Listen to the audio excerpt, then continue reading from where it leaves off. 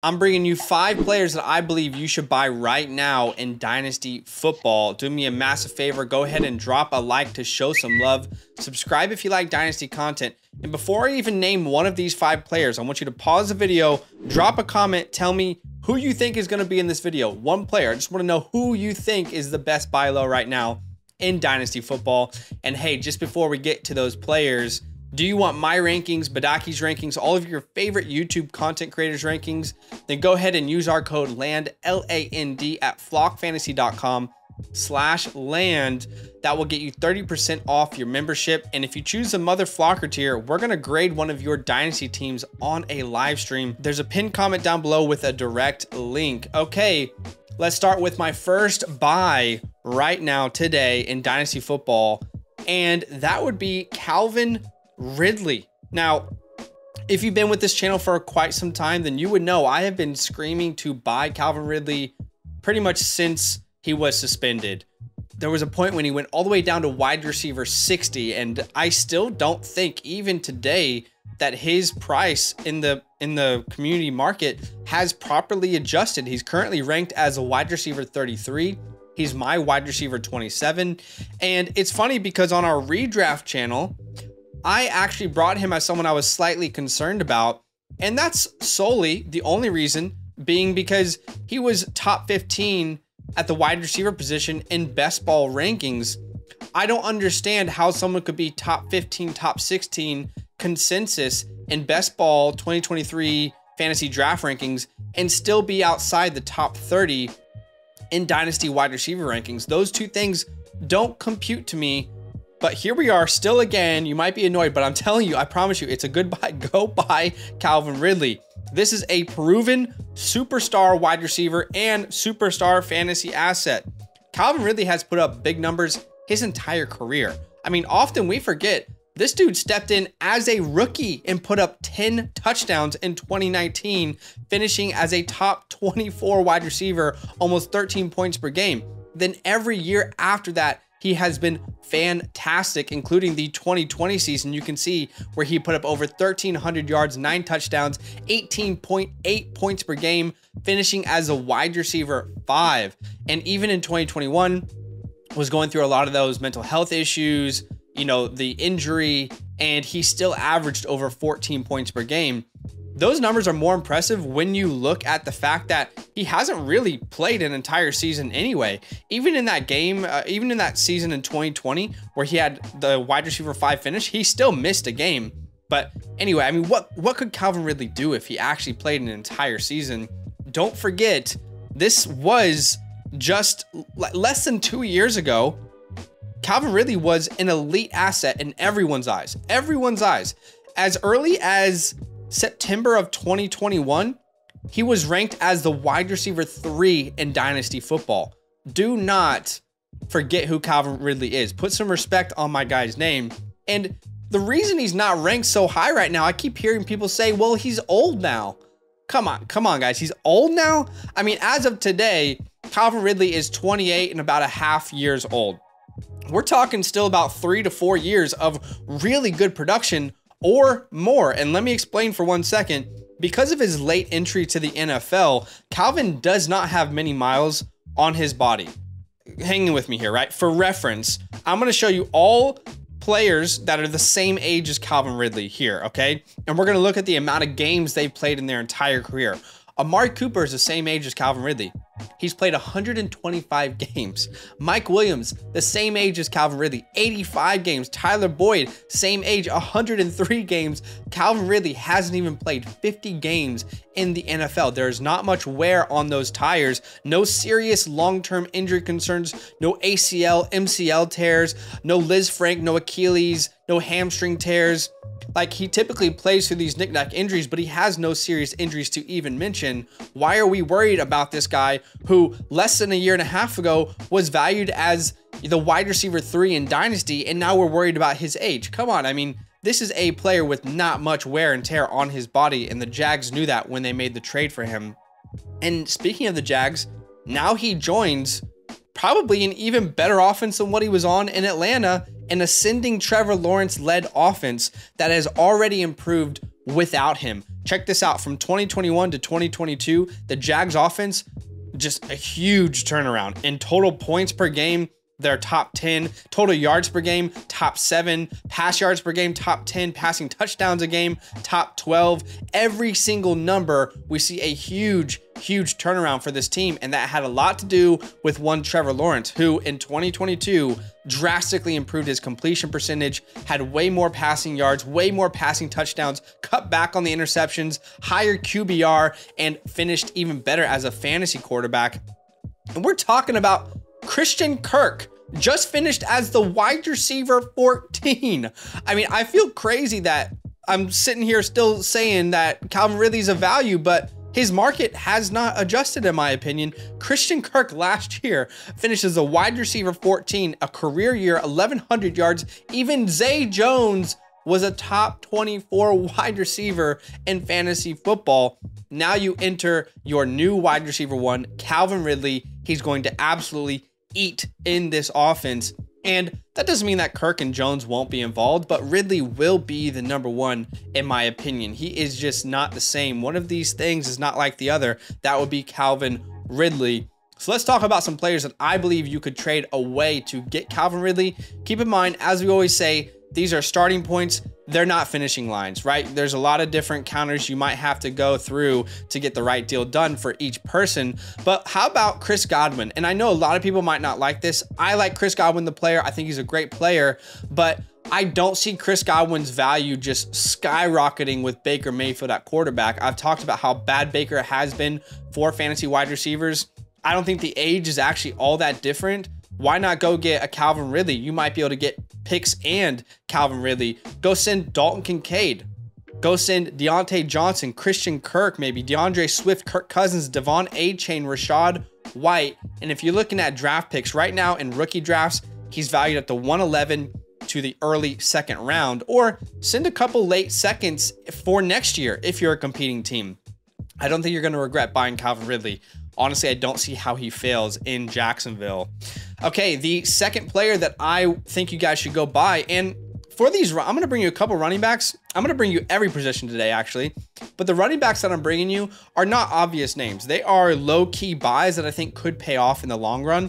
And the first of those running backs is Jaylen Warren. I haven't heard really anyone talk about this guy, and I don't really know why. He's currently ranked as an RB49 in the community. He's my RB47. And to be clear, this is not a anti-Najee Harris take. What this is there's 2 running backs that I like in Pittsburgh, and one is drastically cheaper, way more affordable to obtain right now, and that player is Jaylen Warren. However, if we compare those 2 running backs, Warren was far more efficient than Najee was in 2022. And now look, there's a lot of important context here. Firstly, Najee had a foot injury that he was dealing with the entire year. Secondly, when your role is the reliever running back, you are naturally going to get better looks in an offense, right? Defenses just don't treat the reliever the same way. And to be fair, the starter is typically more fatigued than the reliever. You come in, you have fresh legs, but still, let's look at how much better Warren was with his explosiveness, with his efficiency than Najee Harris. And yards per attempt, and this is running backs who had a minimum of 50 carries, I believe. 50 carries, yeah, I believe 50 carries. Yards per attempt, Jaylen Warren was 13th, Najee was 56. He was very, very inefficient. Again, some of that had to do with the offensive line, but Najee was not efficient at all. If you look at yards after contact per attempt, again, Jaylen almost 23 spots higher. Then let's look at breakaway percentage, and that's the percentage of runs that you've had that went over 15 yards. Jaylen was 36th in that category. Najee was 61st. Yards per route run, Jaylen was 17th, Najee 44th, and Jaylen was even better as far as like the elusive rating that PFF puts out there.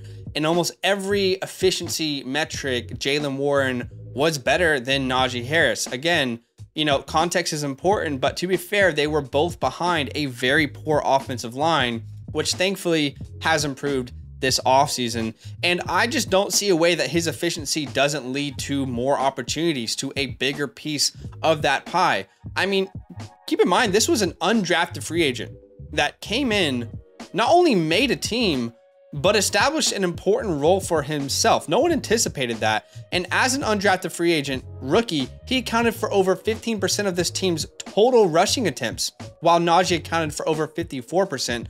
If Warren's going to continue to be that efficient, his role will get bigger. That's just the reality. I wouldn't be surprised if he hits 20 to 25% of this team's rushing opportunities in 2023. Ideally, what we want Jaylen Warren to be is the next Khalil Herbert in the next year or so, right? In the next 2 to 3, maybe 4 years, the next Tony Pollard. Is it going to happen? Maybe, maybe not. But the potential is there. And the good thing about Jaylen Warren is he's not an undersized running back. Yeah, he's 5'8", but he's 215. There is some mass on that body. So look, he's pretty affordable. If I were to go get Jaylen Warren right now, I mean, the prices are very, very cheap. You're talking about names like Dawson Knox, DJ Shark, Alan Lazard, DPJ, Isaiah Hodgins, you know, a mid 3rd round pick. Those are the kind of values that you should currently be looking to send away for a guy like Jaylen Warren. So is Jaylen Warren going to be a superstar? No, but I mean, it takes one injury for him to be a must start, and he could be someone, again, we want to be a Khalil Herbert. We want to be a Tony Pollard in 3 or 4 years. All right, the next player that I think you guys should go buy, and I can't believe I'm even saying this, but here we are. 1 year later, instead of telling you to sell, I am now telling you to buy Dalton Schultz. The community currently has him ranked as a tight end 17. He's my tight end 16. And like I said, a year ago, I was telling you to sell Dalton Schultz. He was valued as a tight end 7. I personally could not see a way forward that the Dallas Cowboys were going to sign him long term, especially given their positional spending and the salary cap that they were kind of stuck in. But the price has really adjusted now here in 2023, and he's fallen 10 spots in Dynasty rankings since then. That's a much more comfortable buy for me. And look, we know that Dalton Schultz, we know he can put up big numbers. Now, I completely understand that an offense with Dak Prescott in Dallas is very different to an offense with CJ Stroud in Houston. I hear you. But the point is, we don't have to ask the question, I mean, does he really have it in him? Can he reach those heights? Can he be that guy for fantasy? We have seen it. He has done it. In fact, since he became the starter in 2020, he has not failed. He hasn't failed to finish top 12, right? Words are hard. In 2020, the tight end 11, the tight end 3 in 21, and in 2022, the tight end 10. And in points per game in the last 2 years, he's been top 10 as well. And the most important thing I wanted to say here is, regardless of what he's done, regardless of the price, look at this offense that we're now stepping into with Dalton Schultz in Houston. Outside of Robert Woods, Dalton is easily, by a country mile, I hate when people say that, but I just said it, he is easily the most established receiving threat in this offense. Let's look at this depth chart. Again, Robert Woods, again, incredible career. Have to keep in mind that he's coming off a torn ACL last year, and he didn't really look like the same player recovering from that ACL last year with the Tennessee Titans. I would say it's safe to say that Robert Woods has peaked, that he's not going to be this massive target hog in an offense. Some might see that differently. But when you look at this offense, right, Dalton Schultz, if you look at career highs, Noah Brown is not going to be a number 1. Nico Collins, he's only ever seen 66 targets in a single year. You've got Steven Sims, Amari Rodgers, and then those 3 wild cards in Mechie, Dell, and Hutchinson, who all have no production in the NFL. Dalton Schultz is easily the most solidified, established receiving threat in this offense. And he is entering his prime at the age of 26. He was a safety blanket for Dak Prescott for 5 years in Dallas, and now he can do the same thing for CJ Stroud. And maybe this is a hot take, but I don't think it's that crazy to say that Dalton could be one of the few tight ends in the NFL this year who lead their team in targets, right? That list for me would be Kelsey, Andrews, Darren Waller, and Dalton Schultz. Like, those are the tight end names that I could genuinely see leading their team in targets, total targets. So, I mean, he's proven it before. He's necessary to this offense, and the price is now affordable. players that you could send away to get Dalton Schultz: Tajay Spears, Wan'Dale Robinson, Juju Smith, Jacoby Myers, Alec Pierce, Hendon Hooker. I would send a very, very late second to a mid third, or even a 24th third. Like, that's the kind of deals that you want to start names you want to start a conversation around. All right, the fourth player that I'm going to tell you guys to go buy, and again, I said the running backs, I'm bringing you low-key, sneaky values here. And Jerome Ford. Who out there has been a Jerome Ford truther? And today is the day that we celebrate. I mean, all jokes aside, we're digging deep here at a buy low at the running back position. Community has him ranked as an RB52. He's my RB50. I actually brought Jerome Ford as a buy low in late January of this year, 2023. And at that time, he was the RB69. So he's already risen 17 spots. Hopefully you bought him then. Some people were getting him off the waiver wire. But regardless, I still think he's a good buy. Keep in mind, he only had 8 carries in 2023. However, he did play really well in the preseason. If you go back and look, he had a very solid preseason. But Jerome Ford was a pretty decent prospect, right? 4-star recruit, transferred from Alabama to Cincinnati for the 2020 season. And then in 2021, when Cincinnati, Desmond Ridder, they had that run in the college football playoffs, Jerome Ford was integral to that team, putting up over 1,300 rush yards, over 6 yards per carry, 19 touchdowns. And then through the air, he also offered a lot for them. If you look at Jerome Ford in college football in 2021, all these analytics are based on college football running backs who had a minimum of 100 attempts that year. He had the 16th best PFF rushing grade that year, a higher rushing grade than Breece Hall, Jahmyr Gibbs, Tank Bigsby, Isaiah Spiller, James Cook, Chase Brown, Isaiah Pacheco, and Zonovan Knight. He was 17th in rushing yards. He was 6th in rushing touchdowns. He was 23rd in yards per attempt, 21st most missed tackles forced, and he had the 25th most snaps where he ran a receiving route. My comp for him coming out was James Robinson. I thought the combo of power, speed, explosiveness was really, really exciting. And what I actually wrote down in my notes, which I think makes a lot of sense now that we're here in his second year, is I said it could take him a while for him to find his way into a rotation, but he could be a surprise impact rotational back in year 2 or 3.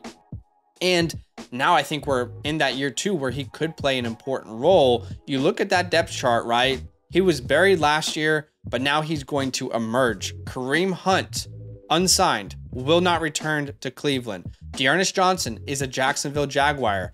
They didn't sign anyone at the running back position in free agency, and they didn't draft anyone in what I thought was a very deep class. So that would lead us all to believe that Jerome Ford is going to be stepping into a bigger role in 2023. Kareem Hunt alone left behind 123 carries. That accounted for 23.5% of the team's attempts, while Nick Chubb accounted for over 56. And Kareem also left behind 44 targets, which was 8.7% of the team's total targets. He was 4th on the team in total targets. So ideally, we will see Jerome Ford establish himself as this team's Khalil Herbert. We talked about that earlier with Jaylen Warren, but this is like the year for Jerome Ford to establish himself as a very good complementary running back. Now, am I saying he's going to be a superstar? No, but this is someone who can handle 8 to 12 touches a game while Nick Chubb rests, right? And this team was top 5 in rushing attempts last year. I do anticipate them being more pass focused in 2023, but they're still going to be top 10 in rushing attempts per game. I mean, after all, the offensive line and the run game is one of the strengths of this team for a long, long time. You still want to be a strong team on the ground. At the end of the day, every action from this team has pointed us towards Jerome Ford playing an important part of this offense. Now, if Nick Chubb misses a game, all of a sudden you have a must-start running back in Jerome Ford in an offense that might pass a little bit more, and maybe Jerome Ford ends up being the 3rd down running back on this team. Who knows? But if you're looking at prices that you should pay, it's very similar to Jaylen Warren. Start a conversation around Dawson Knox, Shark, DJ Shark, Alan Lazard, Donovan Peoples-Jones, Hodgins, Curtis Samuel, and right now he's valued at a mid-3rd round pick. Okay, the last name I'm bringing to you guys today is Geno Smith, the quarterback that I think you should buy. I've talked about Geno Smith before in the offseason, but I just don't feel like anyone is taking him seriously. So I want to keep advocating for him. This is Pete Carroll's guy. If Pete Carroll trusts Geno Smith, guess who else should trust Geno Smith? All of us. We should all be trusting him. And Carroll showed that trust by signing him to a 3-year, $75 million contract extension. And the Seahawks had a chance to get into the quarterback game this draft. Could have been Hooker late. They didn't do that. They could have used their picks to move up to get Anthony Richardson or CJ Stroud. They didn't do that. And let's talk about the out that Geno Smith has after this year, because a lot of people are worried that it's only a 1-year deal. Well, technically there is an out, but that's a dead cap hit of $17.4 million. Geno Smith would need to play horribly for them to activate, you know, their ability to cut him for that amount of money. I just don't see him playing horribly considering how good he was last year. And let's quickly revisit how impressive Geno Smith was in 2022. He was 8th in pass yards, more pass yards than Trevor Lawrence, Jalen Hurts, Aaron Rodgers. He was 4th in passing touchdowns, more passing touchdowns than Justin Herbert, Trevor Lawrence, Dak Prescott, Jalen Hurts. He had the #1 completion percentage. In fact, Joe Burrow was the closest in second, and he was 1.5% off of his completion percentage. He had the 5th best quarterback rating. He was the quarterback 5 in fantasy football, and in points per game, he was a quarterback 9. Now, more healthy expectations is like, don't expect him being a top 5 guy, right? What we expect from Geno Smith is a top 12 to 13-ish type play. And if you're competing right now in a Superflex league, Geno Smith should be a no-brainer start for you this year in 2023. Look at any metric at all that you want to look at that talks about quarterback play. You'll see Geno Smith is in the top 10, top 12 of that list. And they just added a bunch of weapons, right? They added Jackson Smith and Jigba in the first round. That only helps the passing game. They added Charbonnet, my RB3. He's a good pass catcher. The offensive line is getting better and better. I mean, this was already a team that was top 10 in points per game, and now you add these weapons. And something that a lot of people don't realize is Pete Carroll is so petty that for 10 years, he heard people say, let Russ cook, let Russ cook. And in Geno Smith's first ever year starting for this team, he had more passing attempts last year than Russell Wilson ever had in his 10-year stint in Seattle. Like, look at any year. Geno Smith had more passing attempts this year than Russell Wilson ever had. I actually wrote a little article about that on Flock Fantasy. But look, the identity of this offense, I think, is going to be very balanced. Last year, they were 15th in passing attempts per game. They were 22nd in rushing attempts per game. You add JSN, you add Charbonnet. I just think they're going to be very similar to what they were last year. The only thing I could see potentially changing is this team going to more wide receiver 3 sets, right? Like 3 wide receiver sets, excuse me, where you have Lockett, JSN, and Metcalf all on the field at once. I mean, last year they just couldn't really do that. Who was going to be the 3rd wide receiver? No one could fill that role. Now they could be absolutely slinging it in 2023. So look, if you're looking to buy him, couple names that stand out, you could send Zach Charbonnet, Will Levis, Rashad White, Devon Achane, Brock Purdy, Isaiah Pacheco, Derek Carr, Russell Wilson. I prefer Geno over those guys. And he right now he's looking like the 112 in the rookie draft right now is a value that you'd have to start with for picks. So if you're in a Superflex league, like I said, you're competing, Geno Smith is an incredible trade for target. That's all I have for you guys today. Do me a massive favor, drop a like. Subscribe if you like Dynasty content, and I want to hear your thoughts in the comments below. It's okay to disagree, so let me know how you feel, and we'll see you guys in the next video. All love. Now that those idiots are done talking, who needs some rankings? Hell yeah, I need some rankings. Then use promo code LAND, L-A-N-D, for 30% off any membership at flockfantasy.com. Oh. It's so easy, even your grandma could scan that QR code right there.